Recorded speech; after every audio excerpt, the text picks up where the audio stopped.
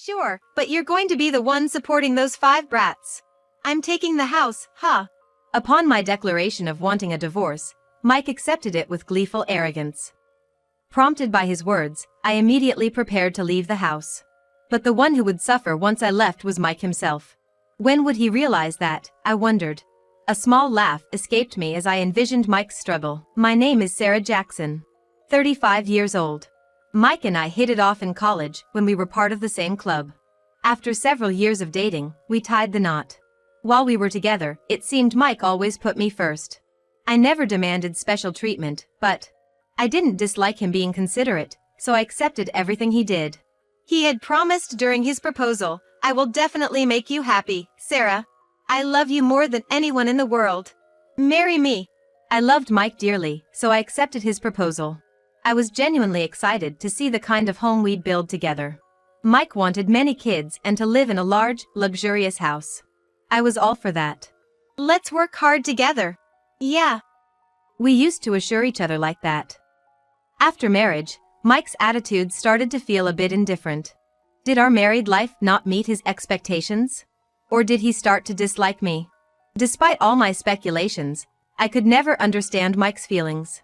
Our married life wasn't particularly disrupted, so I let it be.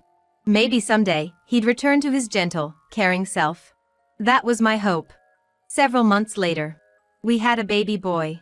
To our surprise, we had twins. I knew they were twins from the checkups, but seeing them after birth is overwhelming. We really have to work hard to raise them. Sure. Even though Mike was the one who wanted kids so much, he seemed distant somehow. He even resisted when I tried to get him to hold our babies. "Why won't you hold them? Look how cute they are." Well, I just don't know how to handle them." If that was his reason, I could somewhat understand. I thought we'd get used to it together. About 3 months passed since our twins were born. But Mike still didn't engage with them. He didn't just avoid holding them, it seemed like he was evading them. I tried my best to bring Mike closer to our kids, but nah, I'm good. That's not okay, Mike. You should have a bit more responsibility. You are a father after all. I wanted to say that, but I figured Mike must be tired too, so I held my tongue. Moreover, while Mike seemed uninterested in interacting with the children, he was working hard and providing for the family. So, I didn't feel like complaining. Later, Mike approached me again, saying he wanted more kids. "Hey, what do you think?" But I can't take care of 3 kids all by myself. The other 2 are still small. If Mike would help, it'd be fine, but I was pretty sure I'd be the one doing all the parenting. If we're considering another child, Mike needs to help too. I implied this in our conversation, and Mike leaned forward and said, "I'm sorry for until now. From now on, I'll take proper care. I'll work harder and I'll take care of the kids too. Remember when we got married, I said I wanted lots of kids?" "Yes, but..." "Please." Mike was pleading more earnestly than usual. With him begging like that, I couldn't say no. "When the baby is born, we have to responsibly nurture each life, okay? You understand?" "Of course." "Well then." After observing Mike's behavior, I decided to have another child. However, things didn't go as I had expected. Surprisingly, although we planned to have just one more kid, it turned out that I was pregnant with triplets. Could such a thing even happen? While having lots of children is indeed joyous, the more there are, the more money it takes and the heavier the responsibility. "Hey, Mike. You see." I told Mike that we were having triplets. Mike was elated and said, "Really? That's wonderful. I'll work even harder." If Mike was this committed, it should be okay. I was able to face childbirth with relief. Fast forward 2 years later. Our family was far from happy, it was almost in shambles. We never got to live in the luxurious house we talked about when we got married. Instead, we had moved into a cheaper house. The house was an old, inexpensive apartment.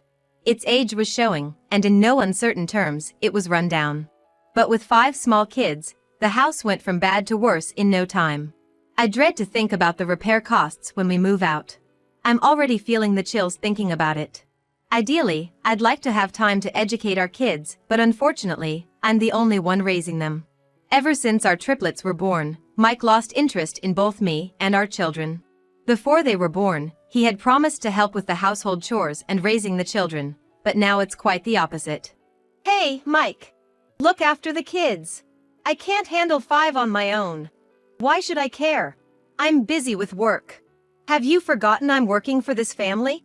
Besides, you're a stay-at-home mom, you should be able to look after 5 kids. But there has to be a limit. Enough already. I have a meeting to attend. I don't know when I'll be back. See ya. Mike always made up some excuse to avoid discussing things with me. By this time, the kids were able to talk and express their wishes. When they wanted to play with their dad and approached Mike. I'm busy right now. Sarah, take care of this. Take care of this. Mike was the one who wanted lots of kids, but he refuses to take care of them and seems to find them bothersome. The kids stopped approaching Mike because of his consistently abusive behavior. But that wasn't the end of Mike's outrageous behavior. He also stopped contributing his earnings to our family. Mike has always loved traveling and socializing. Before the kids were born, he used to say he wanted to travel as a family, but now I wonder if he even remembers that. Mike only gives me the bare minimum amount of money and spends the rest on his hobbies. Mike, think more about our family. At this rate, I can't even feed the kids. But we've been managing so far, haven't we? Stop being so selfish. We have enough money. I'm the one who's earning it after all. True, we've managed somehow up till now. But that's because I've been trying so hard. I've been cutting back on our expenses to save money for the kids' education. Now, I can only afford to eat 2 meals a day, if I'm lucky. Mostly, I have to make do with just 1 meal. Also, I've been taking care of the rundown parts of our house on my own. That said, it's nothing fancy. I've only done basic repairs to make it look decent. But Mike probably doesn't know any of this. He comes home drunk almost every night. Before we knew it, our home was no longer the fun and happy place we had envisioned when we first got married. It had turned into a gloomy, conversation-free hell. When did it become like this? What choices did I make wrong? The more I think about it, the more I realize that Mike is the cause. If only he could rethink his views on family and children, things might get a little better. Sigh. Looking at the dwindling money and bank balance, all I could do was sigh. Around this time, I seriously started considering divorce. If I stay with Mike, I can't imagine our children growing up healthy. Even now, the atmosphere at home is like a funeral. What's going to happen when the kids hit puberty and start growing up? I subtly asked the kids how they would feel about living apart from Mike. Hey, would you be sad if Mom and Dad started living separately? No. As long as I'm with you, Mom. My oldest son answered with a smile. I asked the other kids as well, and they all gave the same answer. While I was happy with their responses, I also felt a bit complicated. One morning, while I was going through all this, I woke up feeling extremely dizzy, to the point where I couldn't get out of bed. Somehow I mustered up the strength to get up and went to the living room. The kids were preparing breakfast and getting dressed by themselves. But Mike was different. Hey, Sarah. What have you been doing? Where's my breakfast? My clothes? Wait a minute. Hurry up. I'll be late for work. Okay. I pushed myself to the limit, making preparations for Mike. Without a word of thanks, Mike grumbled as he left for work. Well, a little sleep would probably do the trick. I explained to the kids that I was not feeling well and decided to sleep on the living room couch. Unlike Mike, the kids understood that I was not well. A little sleep would make things better, I thought. But then... Hey! I opened my eyes at the sound of Mike's voice. Mike seemed to be pretty angry. Welcome back. What's the deal, not having dinner ready when I get home? And the dishes are still from this morning, and you haven't even cleaned up properly. What are you thinking? You're a stay-at-home mom, you could at least do your job properly. Something inside me snapped at these words. And you, always at work, what gives you the right to say that? What? I appreciate that you're working. But is it necessary to say so much when a family member is not feeling well and is struggling? I'm doing my best too. You promised to help with childcare and housework when we have kids, so why has it come to this? I was a fool for believing in you. It's not fair to the kids. Mike looked startled. He hadn't expected me to fight back so forcefully. But he quickly recovered and countered. I don't know, it's your job to support me, isn't it? You should consider me as your top priority. Me first, even before the kids. Got it? I realized that even the kids, who Mike had been so eager to have, were now irrelevant to him, and it saddened me. Do you really think so? What? Of course. I don't care about the kids anymore. I mean, why did we have so many kids? We didn't need 5. My husband, speaking such things casually in front of our children. Something's wrong with him as a person, let alone a parent. At the same time, thanks to Mike's remarks, I realized what he thinks about our family and children. He really didn't care about the kids or me. I couldn't stand it anymore and said, "Let's get a divorce. I've had enough." Mike responded without surprise, but rather with a confident look. "Fine, but you can have the 5 brats. As for the division of property, I'm taking the house." He accepted more easily than I thought, but it seemed he was misunderstanding something. Does he even understand the meaning of the division of property? I'm in such mental distress, I could ask for alimony. Well, if he takes the unusually expensive house, that's fine with me. The next day. Luckily, I was feeling better, so I went to see the divorce lawyer. On the way home, looking at the divorce paper, I was relieved to finally be able to separate from Mike. At the same time, it reminded me of the past. We used to talk about wanting to build a happy home when we first got married. On the way back from the lawyer's office, I realized I was crying as I thought about various things. When Mike came home at night, I handed him the business card of my lawyer and said, "From now on, all matters concerning the divorce will be dealt through the lawyer." And so, we divorced, but I had no worries at all. Because I had a strong ally on my side. The one who will be in trouble when I leave the house is Mike himself. I wonder when he will realize that. I couldn't help but laugh at the thought of Mike struggling. From the time I started contemplating divorce, I began consulting a certain person. This person wasn't my parents or my in-laws, but my sister, Amy. Amy and I have always been very close, and I have fond memories of us playing together when we were young. "Hey, sis, I need some advice." "Advice? That's unusual for you, Sarah."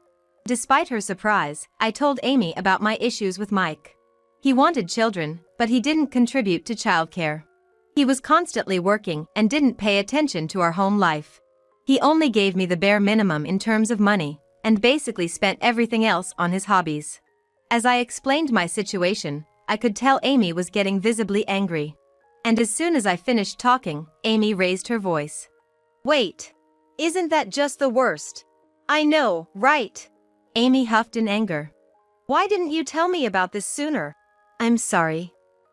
I didn't want to cause any trouble." "That's so like you, Sarah, always thinking about others before yourself." Even though she seemed exasperated, Amy understood my situation. "You're planning to get divorced, aren't you? When are you going to do it?" "I don't know." "Well, if anything happens, feel free to come to me right away. I'll prepare so you can bring all the kids, too." Amy's words, followed by her reassuring smile, gave me strength. I contacted Amy and arranged to move into her house. The kids are fond of Amy too, which gives me peace of mind. Seeing how exhausted I was from my life with Mike, Amy actively helped out with household chores and looking after the kids. I felt guilty having her do so much for me, so I asked her to take a break a few times. However, she reassured me each time, so I gratefully accepted her help. Amid all this, I found a certain job. It was a data entry job that could be done from home. This job would allow me to earn money without putting a strain on my body. Currently, I am relying on Amy's support and my savings, but I feel bad depending on her forever. Amy agreed with my plan, so I was able to concentrate on my work. Compared to before, every day feels blissful. Of course, that's not to say I've completely forgotten about Mike.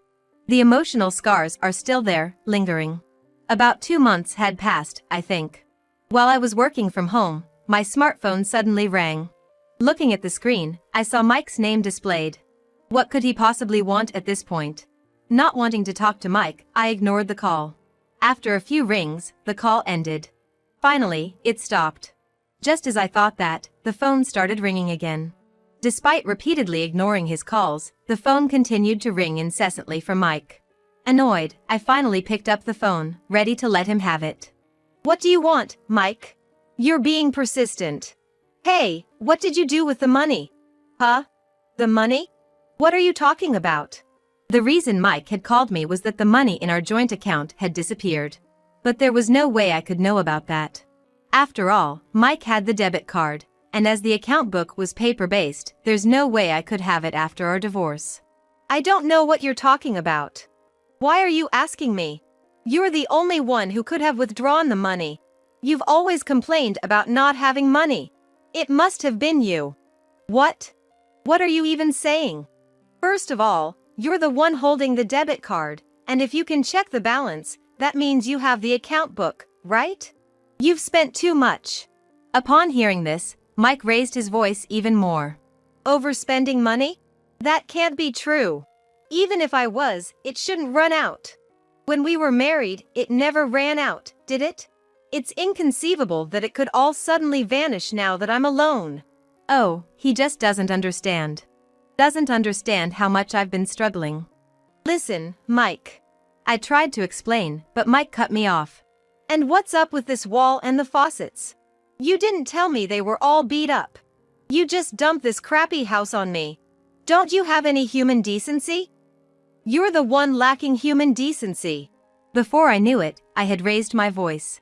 I glanced over at Amy, worrying I had shocked her, but instead of looking surprised, she was laughing. She mouthed, "Tell him off even more. I don't think you realized, but those walls and faucets, they were always broken. I was the one who somehow fixed it and continued living. And about the money, I was the one cutting corners and struggling. I even dipped into my own savings." But Mike didn't seem to believe a word I said. Stop lying. I did nothing wrong.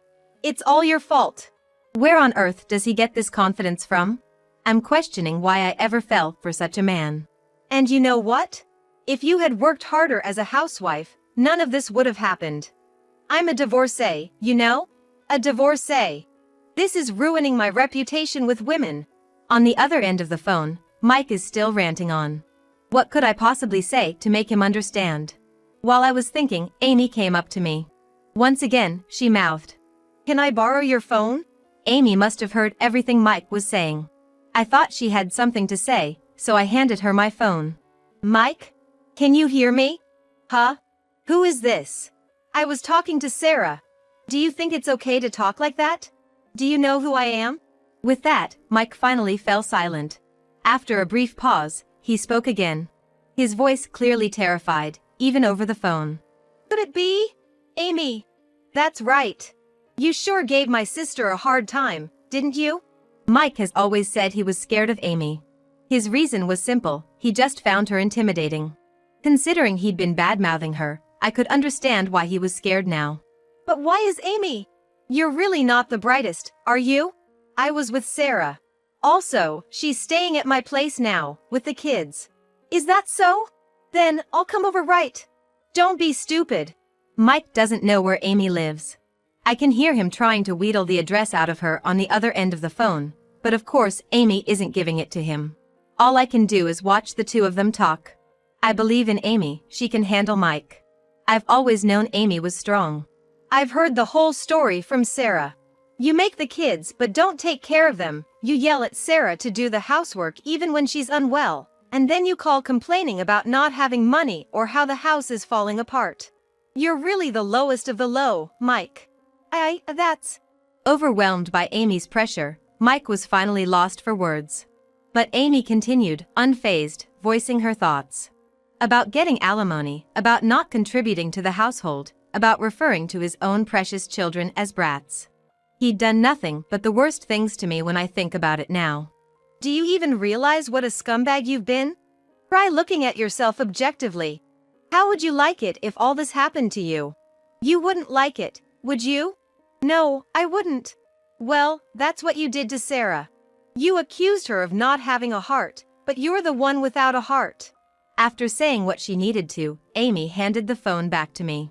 Mike. At the sound of his name, Mike responded, his voice choked with tears. Sarah, I really messed up. I'm really sorry. Let's start over. This time, I'll do the housework and help with the kids. After getting an earful from Amy, it seems like Mike has done some reflecting. But there was no way I was going to forgive him. You can say what you want, but you haven't done anything for us until now. I don't expect anything from you anymore. We're divorced, remember? We're complete strangers. But, no, enough. That's enough. I didn't want anything to do with you, that's why I didn't ask for any money. But now, I'll be demanding child support. And of course, for all 5 children. The moment I mentioned child support, Mike clearly started to panic, muttering complaints under his breath. Next to me, Amy gave me a thumbs up, saying, "Good for you. So, you can expect a call from my lawyer soon." Hey, wait a minute. I ignored Mike's words and hung up the phone. Afterwards, he called several times, but I ignored them all. Eventually, Mike seemed to give up and stopped calling. I immediately consulted with my lawyer and filed for child support. Of course, Mike contacted me, saying let's talk it out, but there was no way I was going to do that. I refused Mike's proposal. In the end, it seemed that Mike had resigned himself to the fact that he would have to pay child support. Now, the child support is being paid in full every month. This is just a guess, but I wonder if Mike is now living without any savings or money. But I don't feel sorry for him at all. I want him to reflect on how he's ignored us all these years. Me and the kids are still being taken care of at Amy's house. I've offered to leave several times, but Amy always kindly insists that I stay. But things are different now. I've calmed down a lot, so I decided to start working part-time at a local supermarket. This should ease the financial burden. From now on, I've decided to cherish the kids who I've unfortunately caused so much distress, and Amy who has helped us out this time.